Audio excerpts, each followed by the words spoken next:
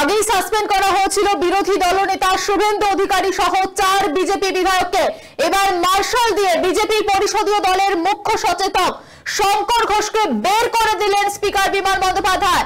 আপনাদের জানিয়ে রাখবো, আজকে রাজ্য বিধানসভার বাজেট অধিবেশনের দ্বিতীয় পর্বের প্রথম দিনে এই ঘটনার পর বিধানসভা চত্বরে তুমুল বিক্ষোভ দেখান বিজেপি বিধায়করা।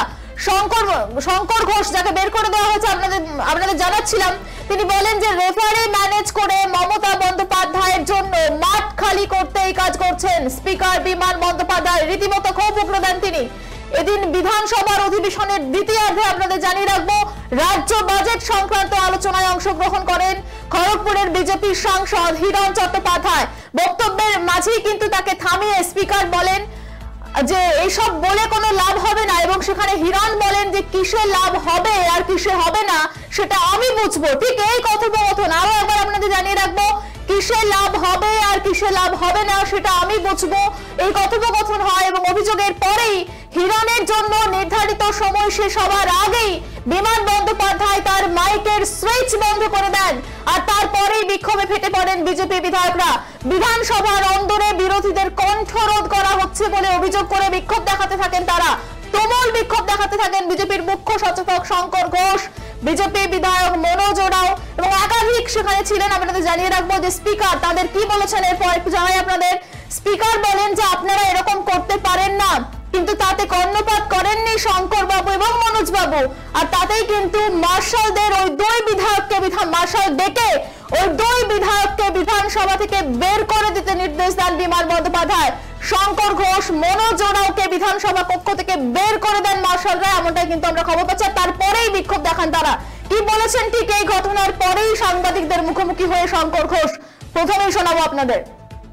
প্রথমত সাংবাদিক বন্ধুদের কাছে খবর হিসাবে কতটা গুরুত্বপূর্ণ আমি বলতে পারবো না, তবে আমরা ভারতীয় জনতা পার্টির পরিষদীয় দল মনে করি যে আমাদের পশ্চিমবঙ্গের ক্ষেত্রে পরিবেশ একটা অত্যন্ত গুরুত্বপূর্ণ বিষয়, যা বিভিন্ন কারণে বিভিন্ন মাধ্যমে অবহেলিত হয়ে থাকে।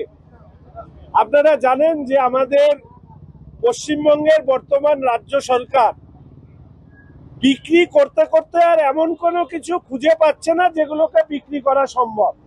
ফলে তারা এখন যেটা বিক্রি করছে সেটা হচ্ছে প্রকৃতি। এই প্রকৃতি বিক্রি করতে গিয়ে আগে আপনারা শুনেছেন আমার মুখ দিয়ে, সে বালি খাদান হোক, অবৈধ ক্রাশার হোক, নদীর চরের মধ্যে লোক বসানো হোক, জঙ্গলের মধ্যে কমার্শিয়াল রেসিডেন্সিয়াল প্রজেক্ট হোক, যেন তেন প্রকারে প্রকৃতি বিক্রি করে এরা এই পুকুর ভরাট করা আপনাদের এদিককার অনেক বড় ইস্যু, অবৈধ কয়লা খনন এগুলো ইস্যু, এই সমস্ত কিছু চলছে।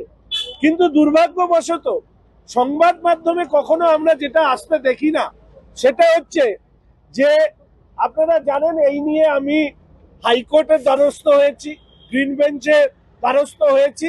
এই লড়াইটা আমরা পরিষদীয় দলের পক্ষ থেকে করছি। শুভেন্দুদা বিশেষভাবে নির্দেশ দিয়েছেন, সেই নির্দেশ অনুযায়ী আপনারা জানেন যে এই যে এখানে আমার কাছে দুটো চিঠি দেখাচ্ছি, এটা আমি এই বিধানসভায় প্রশ্ন নম্বর 38-এর উত্তর হিসাবে পেয়েছিলাম যে আমাদের এখানে বেশ কিছু অভয়ারণ্য এবং জাতীয় উদ্যান তাদের সীমানা নির্ধারণ করে সেটা নোটিফিকেশন হয়ে গেছে।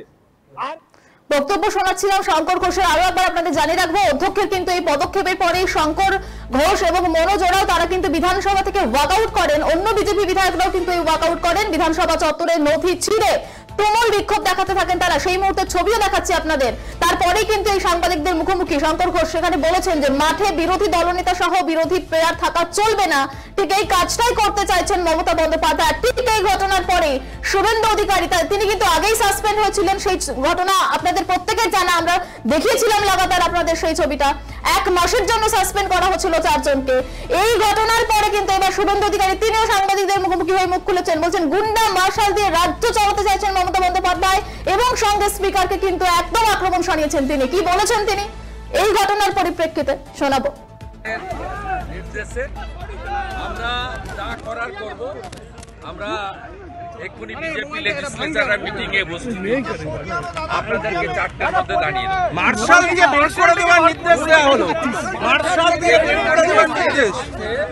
কোথাও মূর্তি ভাঙছে, কোথাও মন্দির ভাঙছে, সেই গুন্ডামিটা এখানে হাউসের মধ্যেও করছে।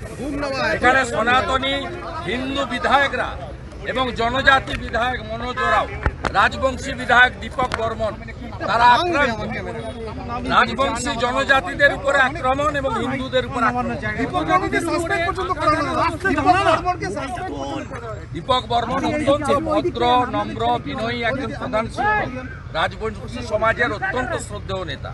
তার সঙ্গে যে আচরণ করেছে উত্তরবঙ্গের রাজবংশী সমাজ সময় মতো তার যোগ্য জবাব।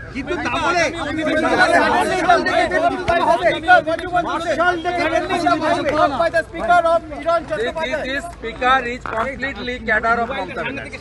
And also suspended one MLA. He is not neutral speaker. He biased speaker. Biased speaker, we the BJP legislature meet 3 p.m. in our chamber and we will decide for further course of action. যে গুন্ডামিটা ভিতরে করে, যে গুন্ডামিটা বাইরে করে, সেটা আজকে ভিতরে। এই মার্শাল গুলো সব এক্সটেনশন দিয়ে রেখেছে, চাকরি অনেক আগে শেষ হয়ে গেছে। আমরা সিদ্ধান্ত নেব, ওরা তাই চাইলে তাই করবে, অসুবিধা কি আছে? আর তো 10 মাস আছে। এইটা করতে গিয়ে অরবিন্দ কেজরিওয়াল গেছে। অরবিন্দ কেজরিওয়ালের লোকেরা বিজেন্দ্র গুপ্ত দিল্লি বিধানসভার স্পিকারকে চ্যাংদোলা করে বাইরে ফেলেছিল। আজকে অরবিন্দ কেজরিওয়ালকে জনগণ চ্যাংদোলা করে বাইরে ফেলেছে। এই বিমান শুভেন্দু অধিকারীর বক্তব্য শোনাচ্ছিলাম আপনাদের। রীতিমতো কিন্তু তিনি আক্রমণ শানিয়েছেন মমতা বন্দ্যোপাধ্যায় এবং স্পিকারকেও।